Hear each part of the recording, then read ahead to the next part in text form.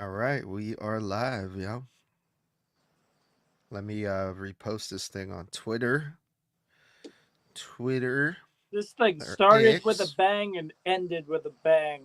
All in the middle was mostly eh.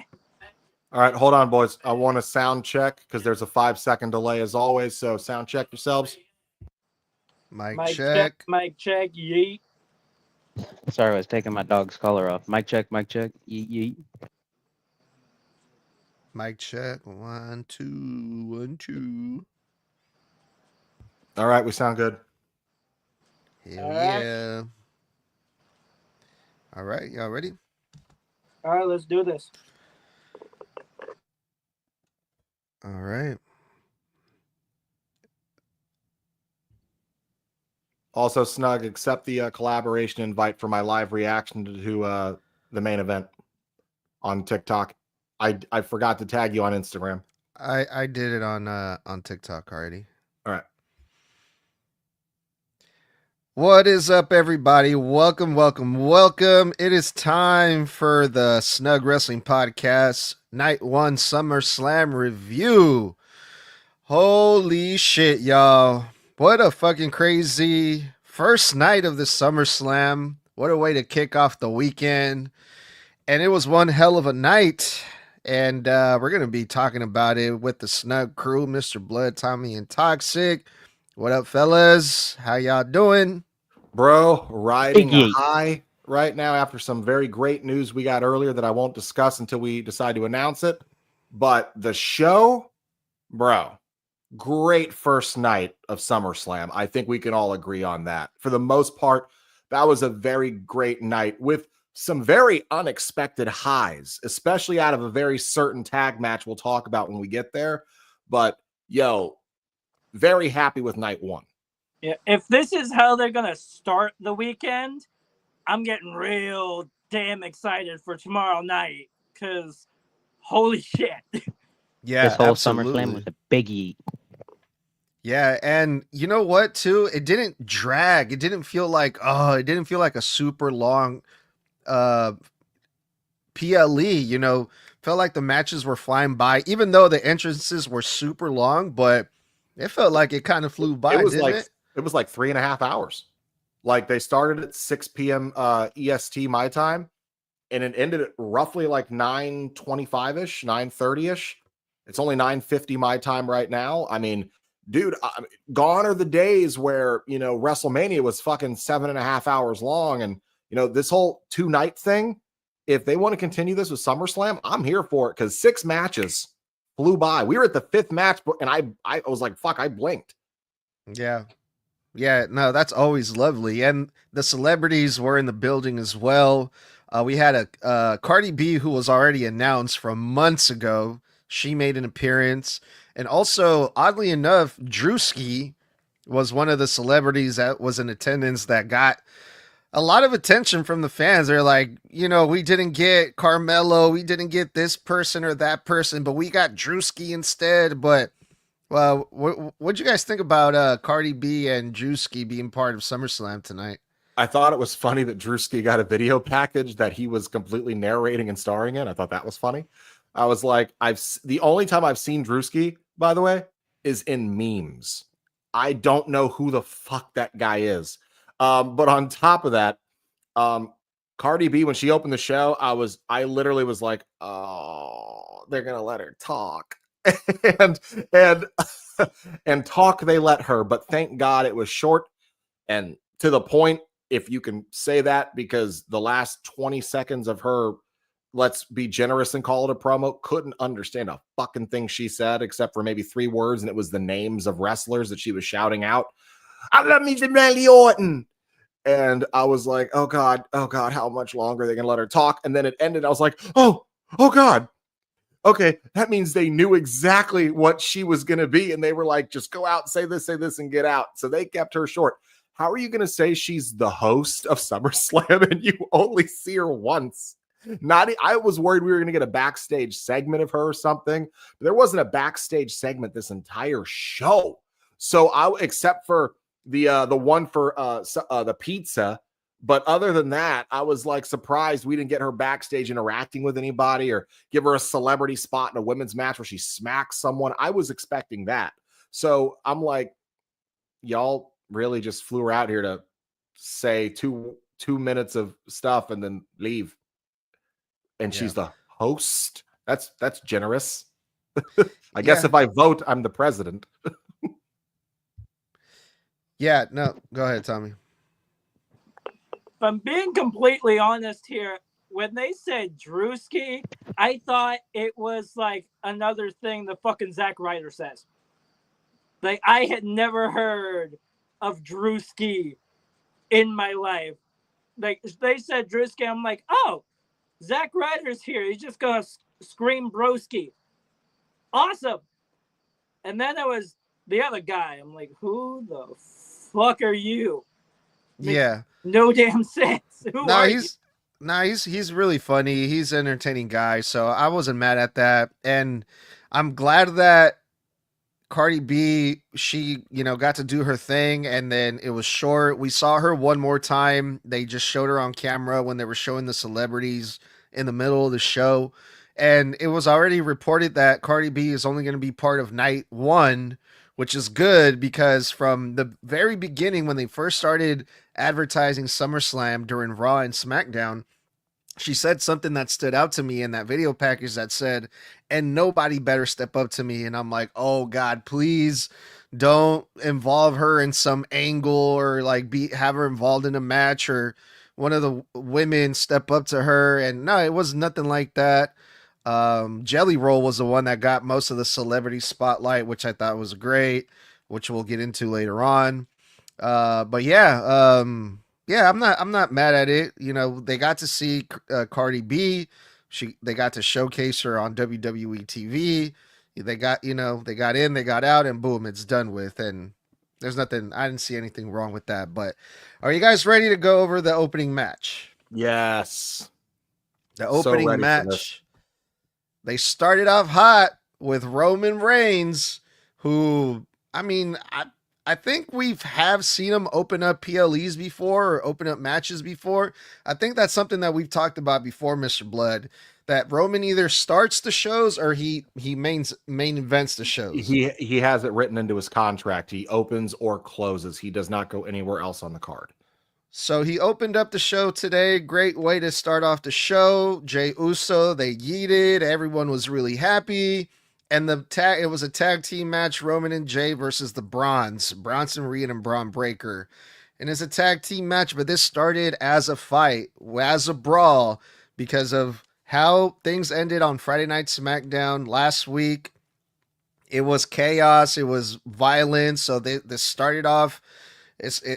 They started off with the bang, and they had a crazy, brutal match. This wasn't really like a traditional tag team match. This was kind of all over the place, but it made sense.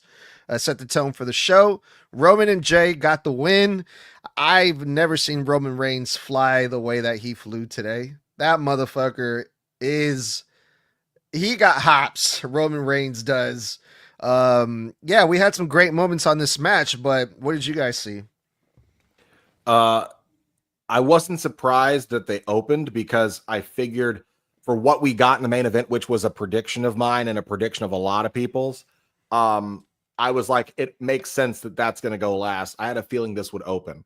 But I will say it's so weird when they open in a stadium when it's still daylight out, because some of those entrances really do feel more epic and iconic when it's dark.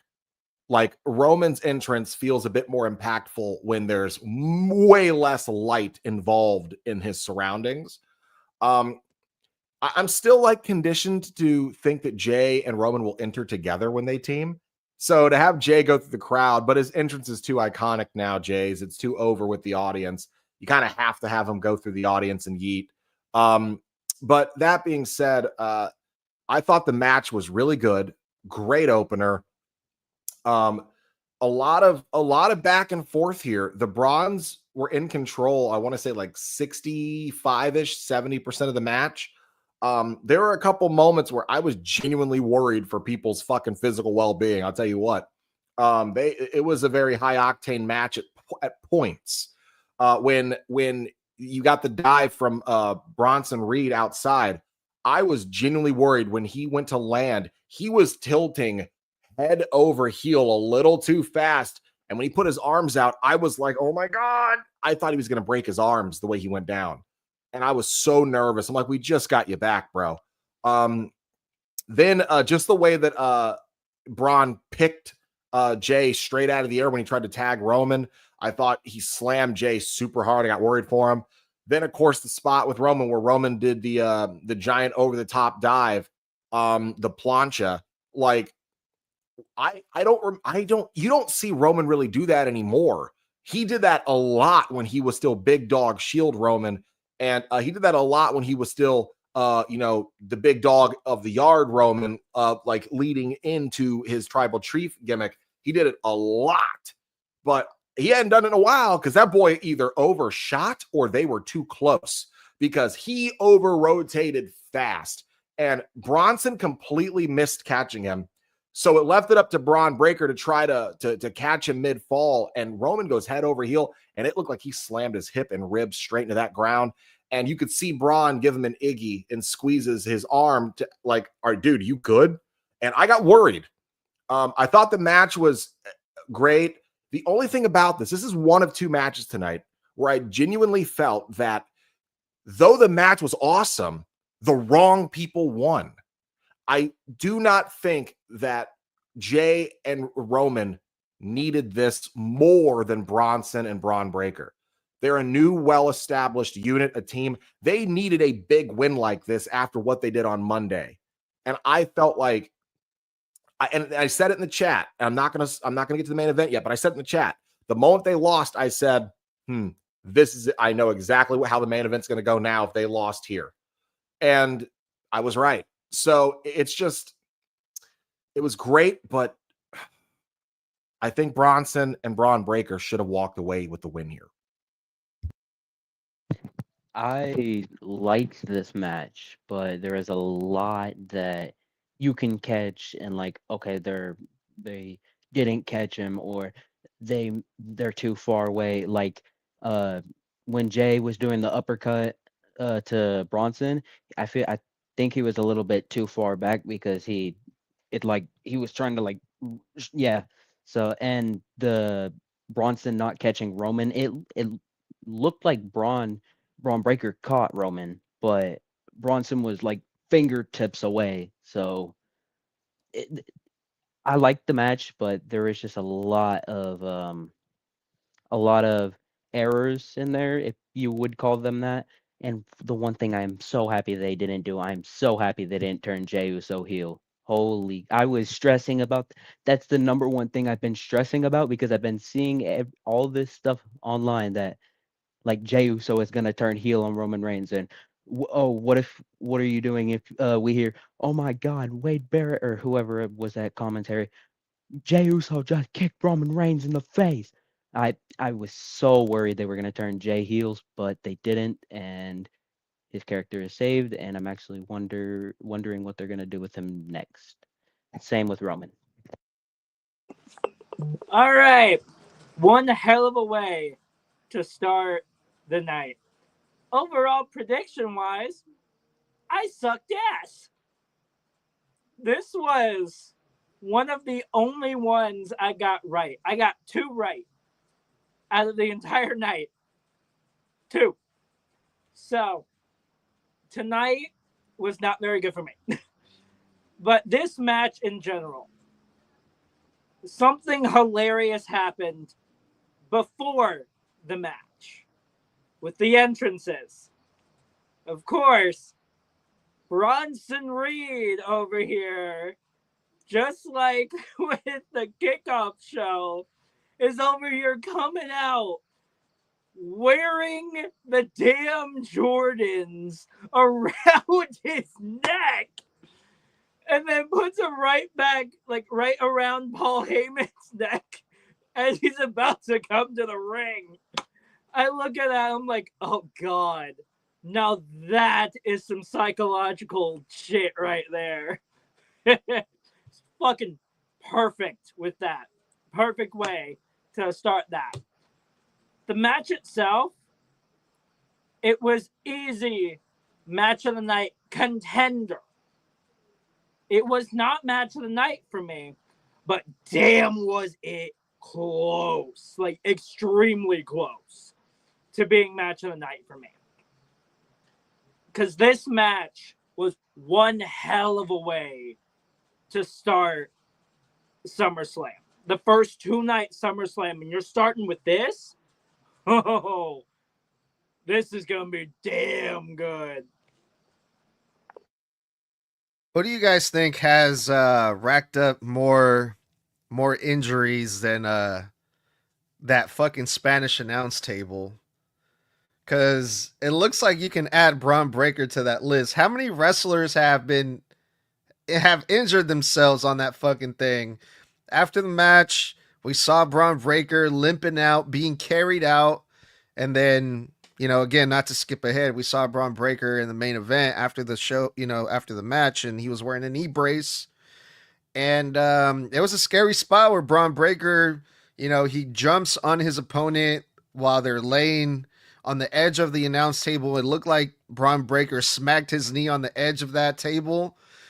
I think we should probably start telling these people, hey, avoid that table because that shit is dangerous. Did you guys notice that? Yeah, he that's one of his we'll call it oh my god moments, as WWE likes to coin them.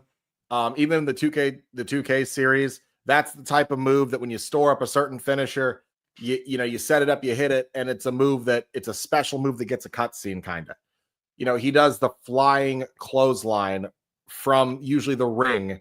And look, I like that they changed the announce tables from what the ones they were with the square and the corners and shit, because people were getting hurt on those. They break too easy.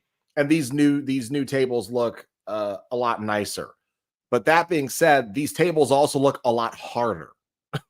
So I think, yeah, man, like if you're gonna do a table spot, specifically an announce table spot, it's not like a regular wooden table, right? That's gonna break.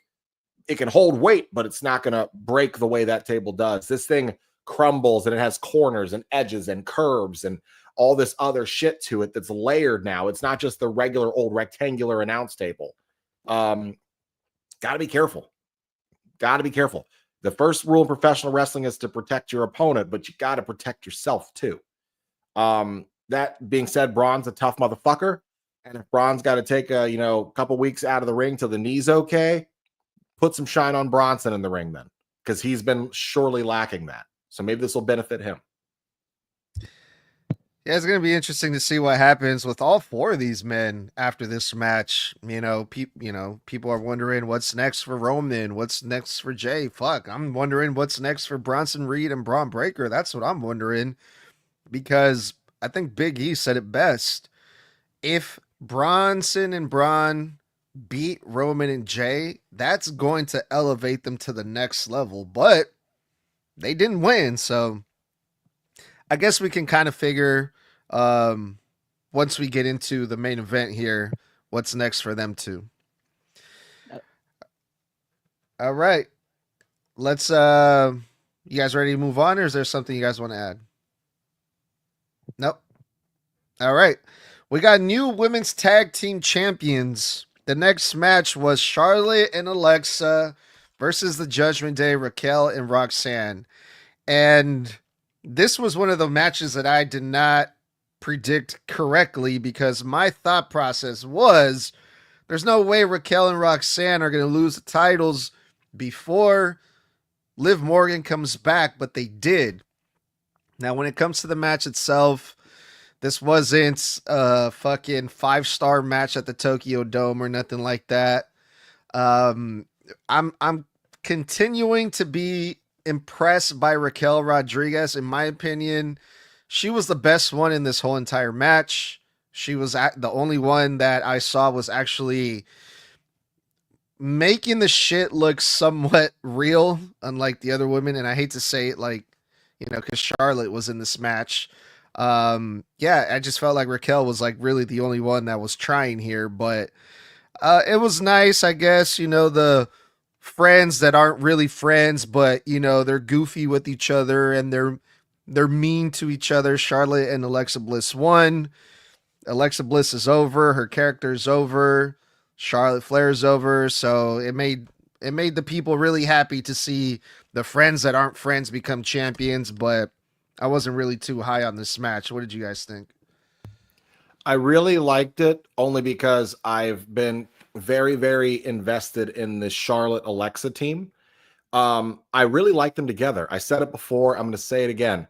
The smartest bit of booking Triple H ever did for the women's division this year. And if we think of all the booking decisions he's made this year for the women's division, I'm not far from the mark here when I say that pairing Charlotte with Alexa was genius because people love Alexa too much to boo Charlotte. Because the moment they put them together, this will they, won't they friendship, this quirky, jokey, these are two main event women, the two women in all of WWE that have the most accolades between them, and they're in a team together. It's like the mega powers of the women's division, and they're going in the tag division, making the tag division stand out, which it sorely needed more legitimacy. So, especially when we got rid of fucking almost all of the women's tag teams by releasing them this year. As far as it's concerned, Charlotte's fucking over. She's back on the side of the light with the people. The moment she got that hot tag, they went nuts. It was the loudest part of the match when she got tagged in. Because Alexa tried several times to get the crowd more into it. And look, I understand they're in a giant open roof stadium where the sound travels up. There's nowhere for it to rebound back. So it's hard to sometimes get the level of noise you want, especially coming across through TV. But you heard them when Charlotte tagged in. That being said, I think just about everybody in this match looked great. Roxanne still a little green. I continue to be unimpressed by Roxanne, but there's nothing she's done that stands out to me.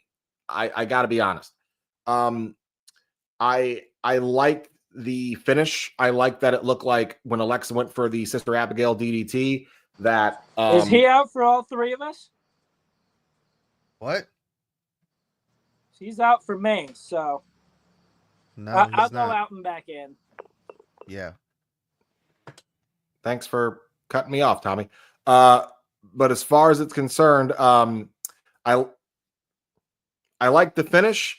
I like that when Alexa Bliss went for the Sister Abigail DDT, in the back, you see that Charlotte's there because early in the match, we had gotten a point where Alexa, when going to save Charlotte from Raquel, accidentally clocked Charlotte by mistake. So you're thinking, oh, fuck, is this friendship over? Because Charlotte's got a fragile ego. Is she going to turn on her? But instead, she big booted to save Alexa, and the match changed. This is the second match of the night where I will say in a row, I enjoyed the match, but the wrong team won because I'm of the same mindset as you, Snug, where I genuinely believed and thought that these tag titles needed to stay in the hands of the Judgment Day. So when Liv came back, it serves that story of her feeling left out and jealous. How dare you guys have all the success without me? Why is that girl wearing my title on her waist? I felt like that served the story better. So it makes me wonder if Dom is retaining tomorrow. So I wonder what story they're going to tell now. But I enjoyed this. Just the wrong people won. I enjoyed this match. At this point during the show, I'm 2-0. I predicted the first match and this match, so I liked it. I hate to say it, but it felt like Alexa was the weak one in this match. It felt like Alexa was the weakest in the match. And including, it's weird to say that because Roxanne's in the match. No offense to her. The pop rock Roxanne did to Charlotte looked clean, like smooth. Um, and I liked the finish. Raquel obviously being the best person in the match and Charlotte being second best.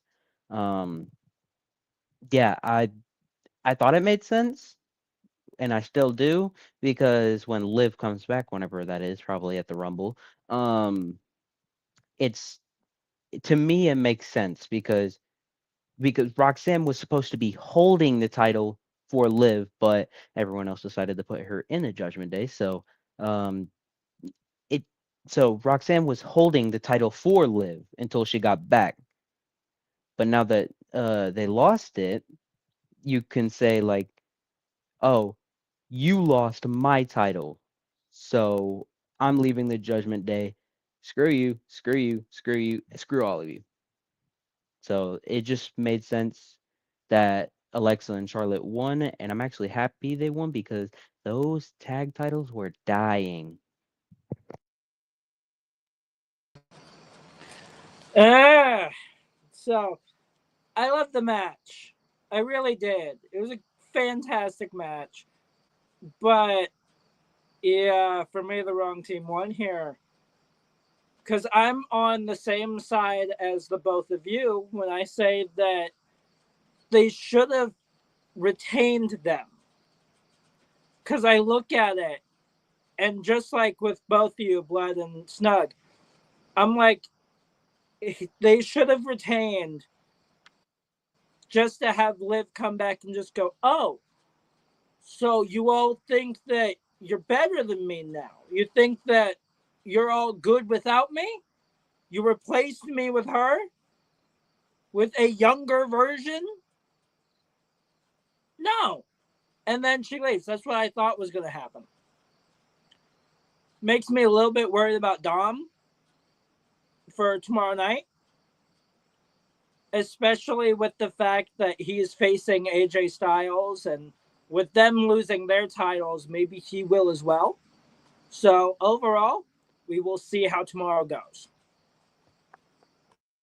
Very well, very well. This next match, you guys, this one is one of my favorite matches of the night. I'm kind of torn between this one and the main event. Sami Zayn versus Karrion Kross. I'm really surprised about how good this match actually was because, to be honest, I was completely shitting on the build-up, the storyline. Their last couple matches, I wasn't really a big fan of. But this match I really, really liked because of the story that they were telling in the ring. It was, Sami Zayn. Well, first Scarlett Bordeaux tried to hand Sami Zayn the steel pipe, right? And Sami thought about it, and are we gonna see Sami dig into that darker side? And he was about to do it, but he threw it out the ring. But it doesn't end there because then he goes off on Karrion Kross for a minute there and really wailing on Karrion Kross and stomping him out and beating him up. Even the referee was trying to give him the 4 or 5 count and like, hey, back up, and he was still beating up on Kross. And I'm like, oh man, Sami Zayn is about to turn heel, but he didn't. But they teased it, and it was fun and it was interesting. The match was great. Sami Zayn won, but I can't shake the feeling because there was a lot of people that were upset that Karrion Kross lost. And we talked about the whole contract thing, right? That's being reported with Karrion Kross. How the WWE supposedly hasn't offered Karrion Kross a new contract. So that thought was in the back of my mind this whole entire time. And if Karrion Kross loses, I'm like, this kind of felt like a goodbye to me from Karrion Kross. I hope I'm wrong, but there was a moment after the match where Sami Zayn was like, "All right, I'm done. We're done," and Karrion Kross was like, "Yeah, we're done." So I hope that this isn't the last match that we see from Karrion Kross in the WWE. Thoughts on that, fellas? This match was much better than their last one. I think we can all agree this match was much better than their last one in Saudi, because the one in Saudi felt like it was a slog to get through. It felt very, very boring, very, very deserving of a middle of the show on Raw. And a lot of us felt like that last one did not need to be on that Saudi PLE. We felt that there was a different match that should have been in its place. But it's one of those things where the match was really good. It delivered the way it needed to deliver. But again, I'm noticing a trend tonight. It's a match that I enjoyed, and the wrong person won. Because even though I understand the contract thing, that's fine. Unfortunately, that's hearsay for us until we get the real report. And hopefully we don't have to see Karrion Kross has been wished well in his future endeavors posts. Because he's getting traction. And I think WWE would be very, very stupid to release him right now. Because if the whole point is to build new stars and get behind people when you see the fans going for it, which is what Triple H touted in the WWE Unreal documentary. When you see someone who's just catching fire and sparking, you got to jump on it, is exactly what he said in the documentary. Well, if you release Kross, then you're full of shit. Because tonight, the first chant of the match was, "Let's go, Sammy. Let's go, Kross. Let's go, Sammy. Let's go, Kross." The fans loved Kross. The fans love Sammy, which is why this storyline was also really good, because there are many people who have so much stock in a babyface Sammy. They don't want to see Sammy turn heel. They love seeing Sammy's a babyface, that underdog fighter.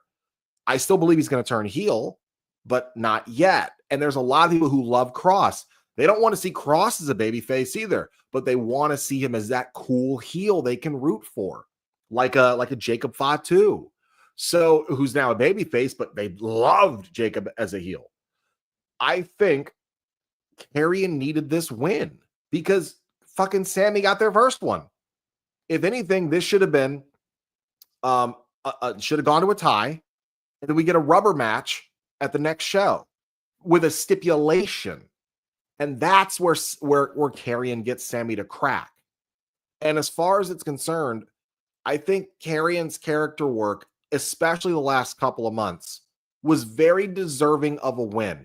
How come the fans can get behind Karrion, but the writers can't book him to win and get behind him the way we want him to? Don't tell me that you listen to the fans, WWE, when we've been screaming at your ass for 5 months to give this man a push, and he is yet to receive one, and he's organically getting over, which is the best way to get over, is naturally, because that's how you know you're on to something special. So as far as I'm concerned, Karrion should have won here. The match was great. I almost don't want this feud to be over because I feel like we need one more, and I think Karrion needs to fucking win it.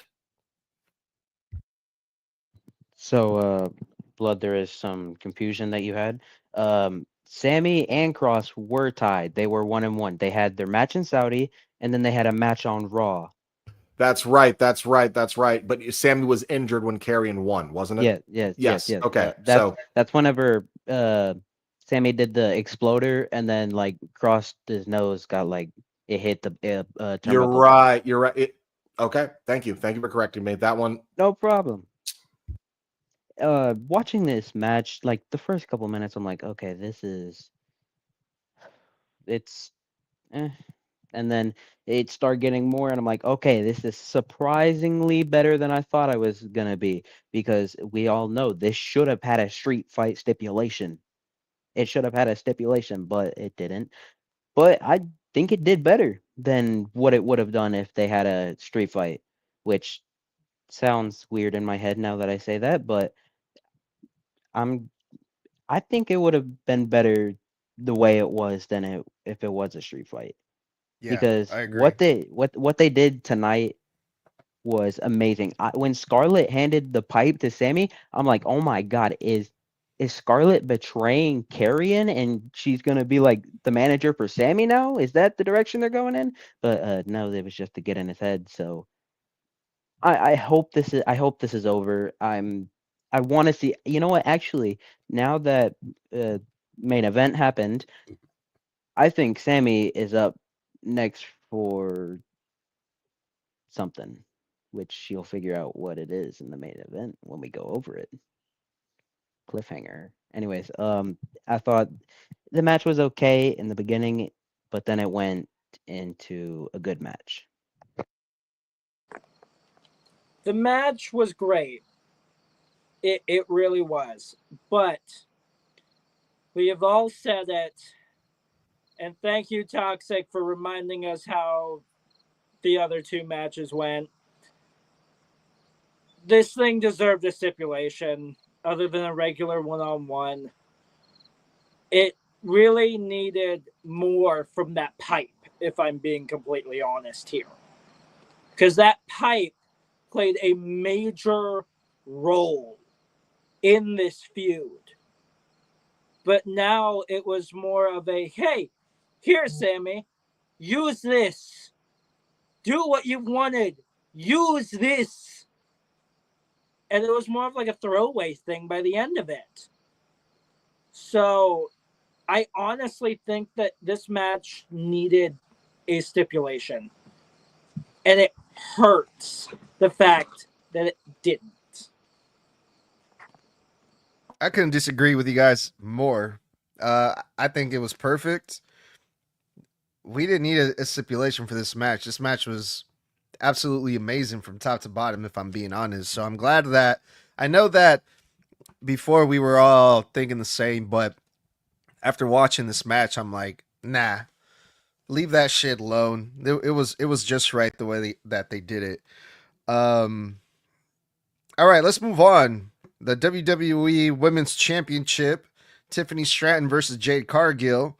Now, I don't know if it was because I actually paid attention to this match for once, because usually when it comes to Jade Cargill matches, I tend to not really pay as much attention as I should be. But this time I paid attention, and I gotta say, this is probably the best Jade Cargill match that I've ever seen. Okay, I'm not even mad at this match anymore. It was short, it was sweet. You know, they had me going. I thought Jade Cargill was going to pull it off. But then, you know, Tiffany Stratton gets the foot on the rope, or Jade Cargill put Tiffany Stratton's foot on the rope, however you want to call it, whatever, however you want to see it. But Tiffany Stratton won. And I think for once the right person won, because I'm like, I can't imagine Jade Cargill being champion yet. Not now. One day, yes. She's a star. She looks amazing, but not right now. And I'm so glad of that. They decided to keep it on Tiffany Stratton. So I'm really happy with the outcome in this match, because I thought I was going to like completely hate everything about this, but not bad. Yeah. I am so glad this match was as short as it was. And from start to finish, top to bottom, I could tell that they had produced the shit out of this match. They had choreographed the ever-loving piss out of this match, because I caught Tiffany so many times calling out reminders for spots to Jade to make sure that they stayed in order where they were supposed to go. And I feel like they had to, in order to make this a marquee looking match on the biggest SummerSlam of them all. Because here's the thing. When you know that someone has limitations, your job is to hide their limitations and make sure that you illuminate their strengths. Jade's strengths come in power spots, in bursts of energy, in bursts of charismatic moments.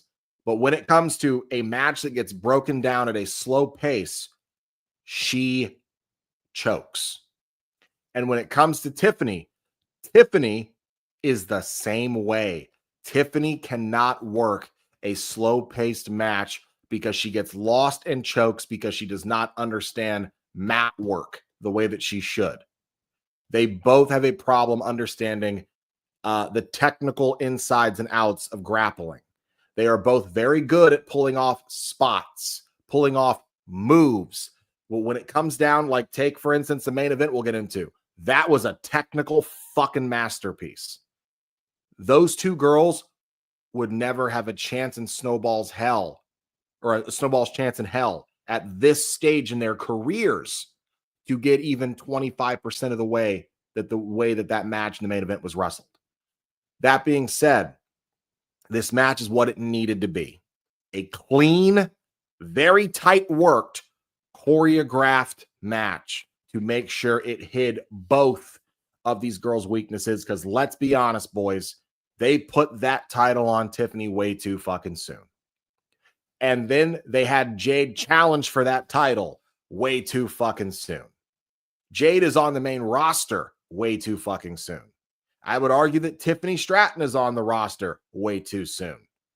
And as far as it's concerned, keeping it on Tiffany, fine. But then my brain goes, well, then who the fuck takes it off of her?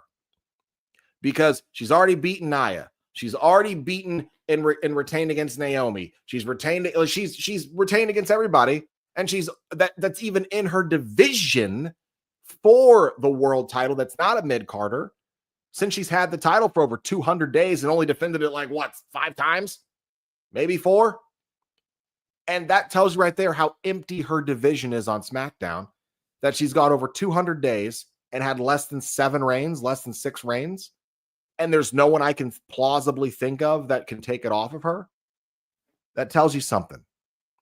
So I think this is fine. Move on from this. Match was fine. I can't even say the right person won, because neither of these girls should even have been in this match, in my opinion. They were both pushed way too soon, but it was fine. This was probably my least anticipated match of the night, and I had no expectation going into it. This is the only positive/negative thing I have to say about the match, or about the evening. It was well worked because it was protecting them in the choreography, and they had good chemistry inside of the choreography. But neither of these girls should be in this spot, because I don't think either one of them are ready. And I think, case in point, that's why Tiffany is never defending that, and she's never in matches on TV, because I think Triple H senses that she's just not ready. He just has no idea how to get that fucking thing off of her, because he knows Jade's not ready either. Yeah, it makes sense that Jay didn't win. This is the one of 2 matches I got wrong tonight, which very good. I went 4-2 tonight. But yeah, it made sense that Jade lost, because you just put her in the main event scene in the women's division. It makes sense. You just put her in. You're not gonna have her win as soon as you just put her in. But it also makes sense because she's just not ready yet. Yes, she looked better in the match. Like, I didn't notice a bunch of Tiffany. I didn't notice it at all. That's probably because I'm not a professional wrestler like Blood. But I just, I, s- God, I'm lost at words. It's just Jade isn't ready yet, and I say, and this is my personal opinion, we bring someone up from the women's mid card division on SmackDown, specifically Michin, because I feel like she deserves a push. She's desperately, she's basically like Jimmy, but Jimmy needs to go to the mid card. But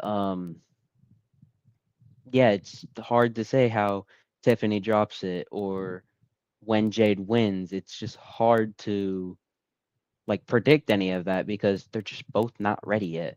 I mean, Tiffany, yes, she got called up at the perfect time. I think Jade, she should have spent a little bit more time down in NXT, because I mean, putting her with Bianca first, it was trying to build her up as a character, putting her with another strong female black woman, which yes, it worked good for her, but I feel like she shouldn't have been in the tag division, and she should have been in the main event scene in the women's division, or just have her go for like mid card. Can I say something in response to you really quickly? Yes. We find out in the WWE Unreal documentary that they were planning on keeping Jade with Bianca for a hell of a lot longer. Her real life injuries forced them to write her off TV and forced them to write the Naomi turn because she was actually injured. She was going real to life injuries. Yeah, Jade was actually hurt. That's why they wrote her off of TV. Okay. So she was going to be in the tag division a while longer, which means if Jade never gets injured, Bianca never winds up in the chamber, which never ruins the women's main event for Mania. And then we don't turn Naomi heel. So a lot happened just because she got hurt. So just keep that in mind. She was never supposed to be in this spot. I think it's good that she is now because of what happened then, because it gives her time to actually go for the title and build herself up as a main event star in the women's division. So remind me, because I can't remember for the fucking life of me. Oh wait, no, never mind. Judgment Day has the Raw titles. Never fucking mind. Okay, so originally I was gonna say this is why Asuka should have won Queen of the Ring, but then I realized, wait, if that was the case, Tiffany wouldn't even be on SummerSlam in the first place, technically. So yeah, never mind on that. But for this match itself, worst out of the 6 that we got, this was the worst of the night, just because of everything that Blood said. It looked heavily rehearsed, as it should have been, because it seems like they actually listened to the fans and said, hey, have them rehearse this match heavily so it's not completely put on the ref. So it seems like they actually listened to us on that. But I just hope that here soon Tiffany takes that, like, gets that title taken off of her. I don't know by who at this point, but I really hope that she gets that title taken off of her, because her as champion, as we've already said in the past, it's not as convincing as it was before. It hurts to say that, but it's true. She's not a convincing champion like she was when her reign first started.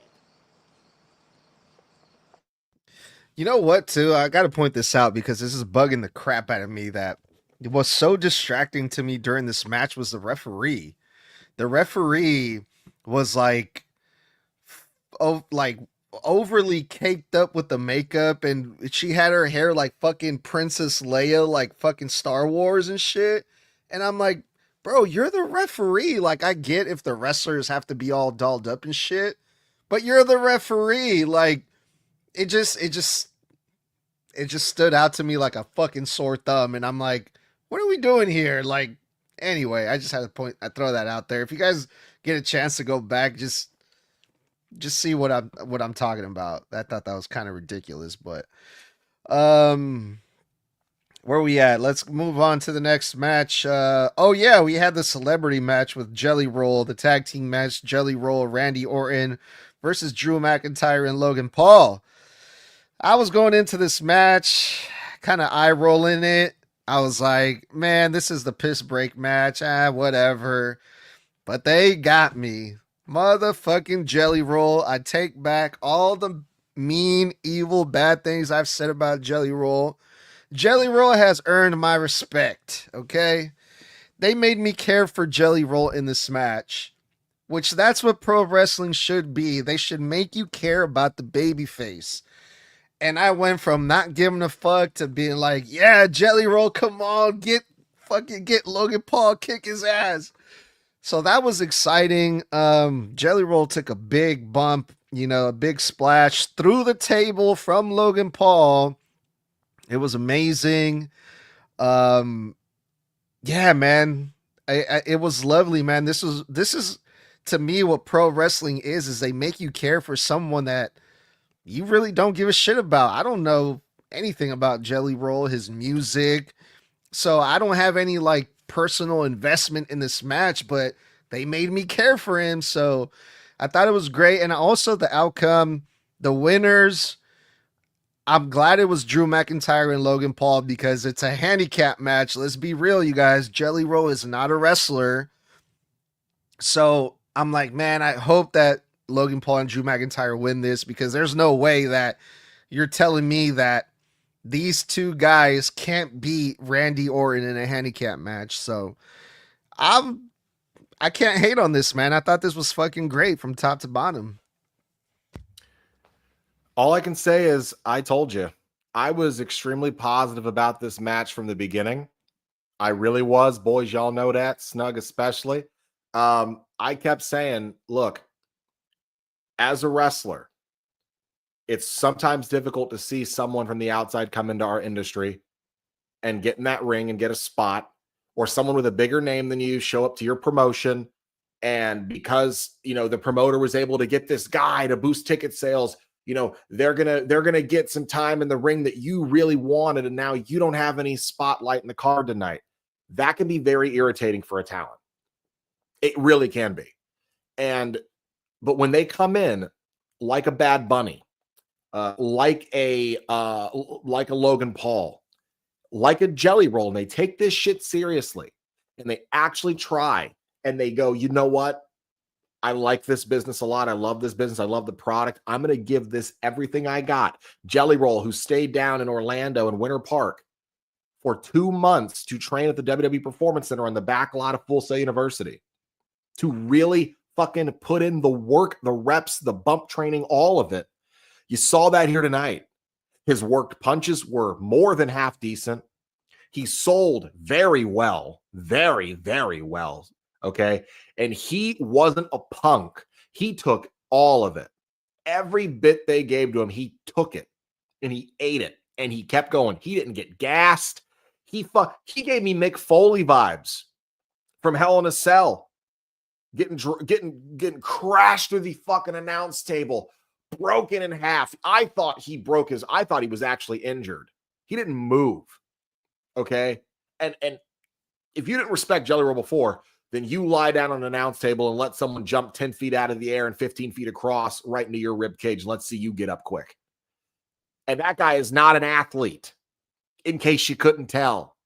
And the way they carried him out and with all the people around him trying to get him out, I got Mick Foley flashback vibes that Hell in a Cell, where they were carrying him up the ramp and he just looks back and he's like, no, get off me. And he goes back to fucking help Randy. And he stands 10 toes down against Drew and Logan by himself with Randy Orton down. That's the shit pro wrestling's about. You made me believe that Jelly Roll was tough. You made me buy in that he was tough when the chips were down. He wasn't a coward. You made me buy in. And his facial expressions were perfect. I bought in. He was in the zone. In my opinion, this match was better than it had any right to be. Okay? Any right to be. And I think it far exceeded expectations that anybody had set for it. For sure. And the right two guys won because Drew lost his last feud against Damian.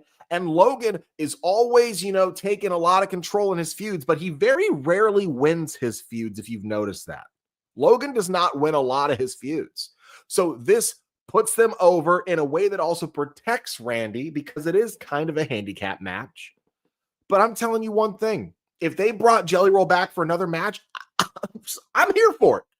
That was entertaining as fuck. And let's be honest, this match, in my opinion, was second match of the night. I like this match better than the opener. I like this match better than the fucking second match and the third. And this to me is second match of the night behind the main event. And I don't even think it's fucking close. Huge props to Jelly Roll for taking that frog splash from Logan.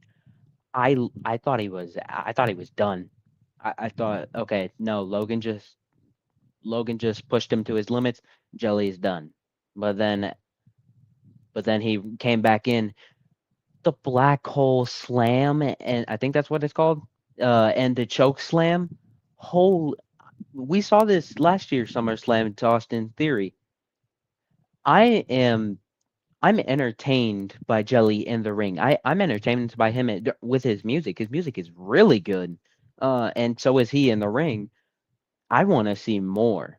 I actually kind of want to see him be like a Logan Paul, but not like the high flyer or like, you know what I'm saying, but like a face version of Logan that isn't a high flyer and it's kind of like a Mick Foley or an Abyss, like someone like that, but they're face. Yeah, face. Super impressed with everything that Randy, Logan, Drew, which you can expect from them because they've been in this for a while, and Randy is the clear veteran in this. So I thought I I thought Randy yeah, I thought Randy should have gotten more ring time than he did. He was only tagged in like once, but that's because anyways, um super impressed with everything Jelly did. Not even being an athletic person, um super excited that this happens and I want to see more of Jelly Roll in WWE. Yeah, I'm pretty sure we can all say that we are absolutely impressed with everything that Jelly Roll did, being able to take on the majority of that match against like two of the biggest in the company easily. So, flowers absolutely to Jelly Roll for that entire match because holy crap, the way he pulled off everything, the amount of bumps that he took, it kind of makes me want to see music versus WWE at some point. I would not mind seeing Jelly Roll in another tag match with his tag partner being Bad Bunny. I would not mind seeing that, honestly. Snug, you can shake your damn head all you want. You can give both of these men their flowers. They're both great in the ring for as much as they put in. They both are great in the ring. You can shake your head all you want, but still, like I would not mind seeing Jelly Roll and Bad Bunny tag up together against whoever the hell they decide to put them up against, because he is that good that he is on that list of people that have come into the company and just showed it off, showed what they've been training as of recently. I will say though, the funniest part, easily, Logan Paul's entrance. The first 4 rows holding up those black signs saying you're an outsider, basically reminding him that everything that he's been saying was him a few years ago. Yeah, I honestly wish that Jelly Roll would have won this because of the fact that Bad Bunny won his. Logan even won his the first time he came in with The Miz, that whole tag match. So my thoughts running into this was that Jelly Roll and Randy Orton were going to win it. Sadly, they did not. But hey, I will still absolutely give Jelly Rolls his flowers for everything he fucking did tonight. All right, I didn't say all that. All right, I'm. It was great for the moment for tonight, but I don't need to see this again. I don't need to see Jelly Roll in a WWE ring again, let alone fucking tag teaming with Bad Bunny. No, no thanks. But if we want to talk about who deserves the flowers here, it's who deserves the flowers here. It's Logan Paul and Drew McIntyre, because if it wasn't for them, they wouldn't have. Jelly Roll would not look as good as he did. All right, they didn't shoot him off. They didn't make him run. He didn't have to hit the ropes. He didn't have to take a turnbuckle. It was just Jelly Roll walking the entire time, and Drew and Logan were just feeding and feeding and feeding to Jelly Roll. So Jelly Roll did his job, but this was all Logan Paul and Drew McIntyre. And that's all I'm going to say. I'm going to leave it at that. They shot him off the ropes in the very beginning because he hit him with a running shoulder tackle off a rebound, off of an Irish whip. And he hit him with another one off of a clothesline. I don't think so. I do, because it was the first 2 moves he did. It was the first 2 moves he did. All right. It was all right for what it was. Right but after he went back in, after he looked all exhausted and could barely stand up. I was scared for Jelly Roll's life. I'm like, if they shoot him off and Jelly Roll has to run, I'm afraid that he's going to snap his fucking leg in half. That was my biggest concern, but everything worked out and it was lovely. And I would like to talk about this main event because holy shit, you guys, what the fuck? CM Punk versus Gunther World Heavyweight Championship. It was a great match. Um, the whole story in the ring was Gunther's a beast. CM Punk made him look like a beast. CM Punk was mostly in control at the beginning of the match because he was avoiding Gunther's deadly chops. And they were building up to the chops. And when Gunther finally hit his chops, it was all downhill from there because Gunther has some really bad chops, some fucking hitters, some stingers. And that was a big thing that CM Punk was trying to avoid, but he could only avoid it for so long. And after that, it was all Gunther just wailing on CM Punk and kind of made you feel like there's no way CM Punk is coming out of this. It was CM Punk fighting from underneath the whole time. He was in a bad situation. Gunther was a beast. CM Punk made him look like $1,000,000. But there was this one little slip up at the end of the match. Gunther got too cocky. CM Punk pulled the legs while Gunther was standing on the table. Gunther smacks hard on the table. He gets busted open. CM Punk sees the blood, and like a shark, CM Punk goes on the attack. Gunther's blinded with all the color in his face. Two fucking, the finishers, the CM Punk finishers. I totally went blank. What the fuck is it called? Help me, somebody. GTS. GTS. 2 GTS.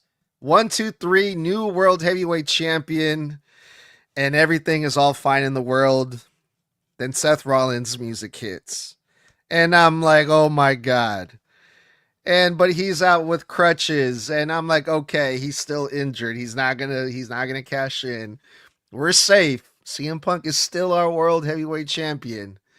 And then Seth is walking back in his crutches and he stops.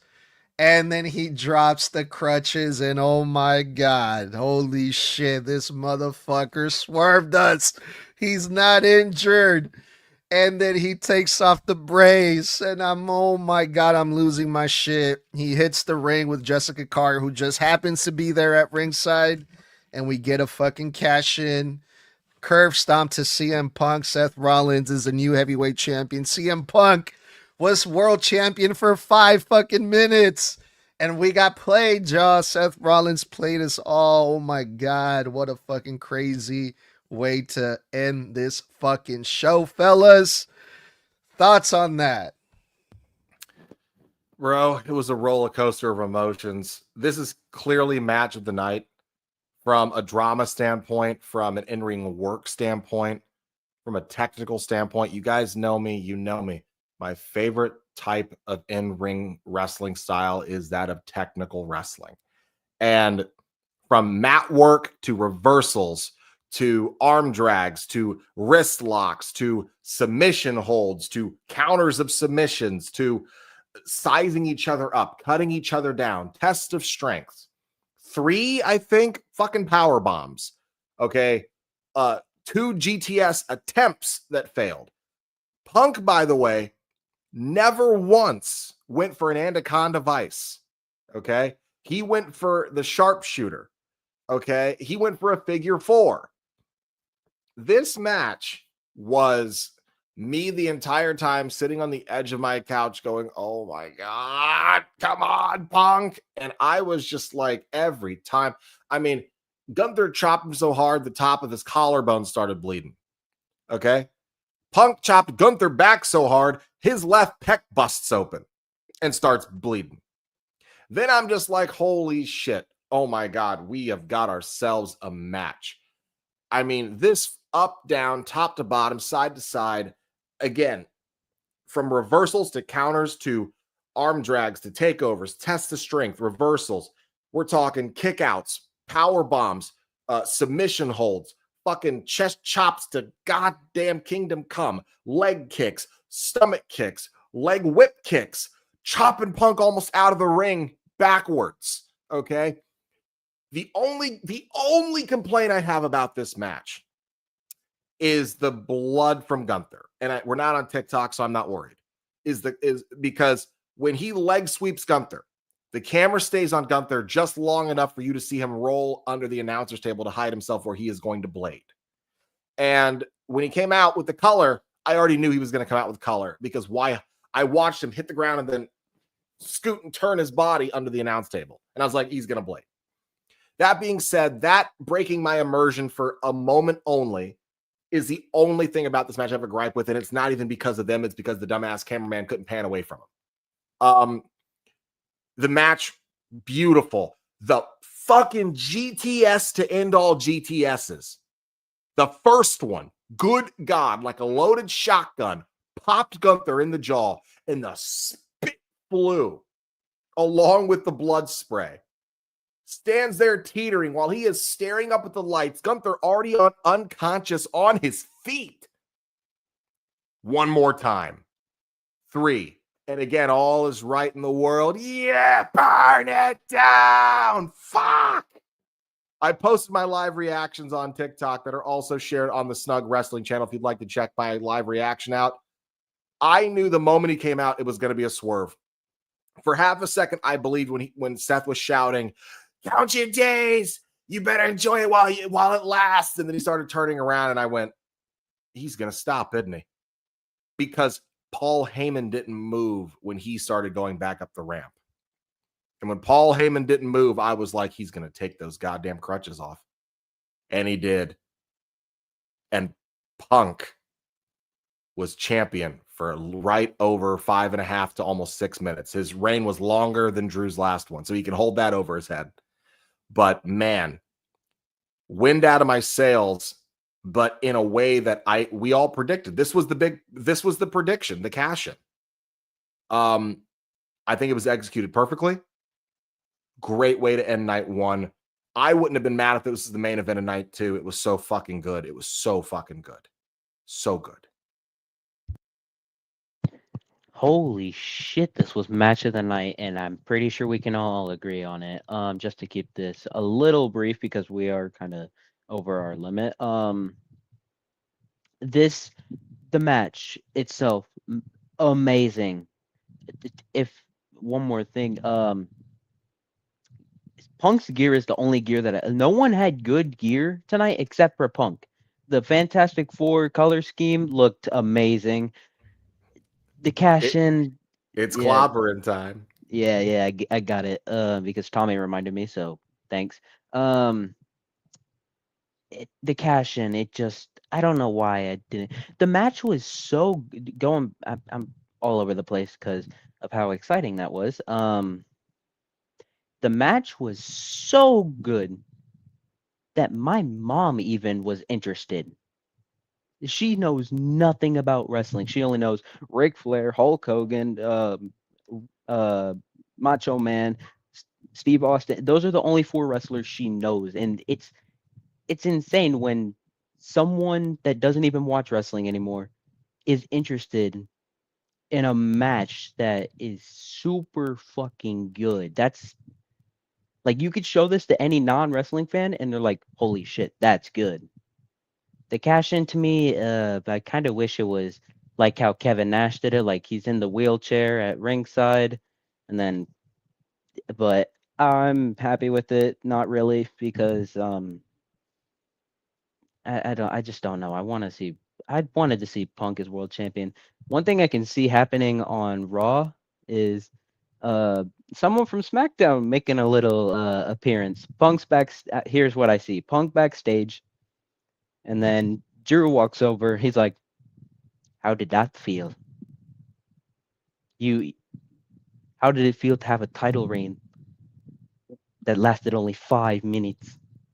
I can't do Scottish accents, but this night was, as Seamus likes to put it, a banger. Yeah. Holy shit. Wow. The way he pulled that.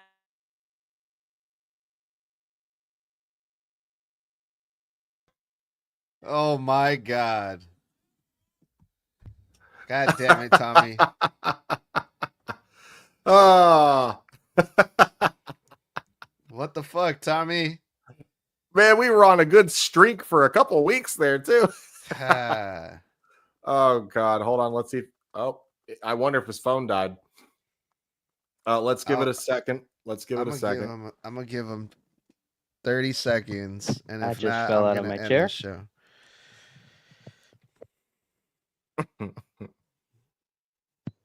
I just fell out of my chair. Are you good? No, yes, I'm good.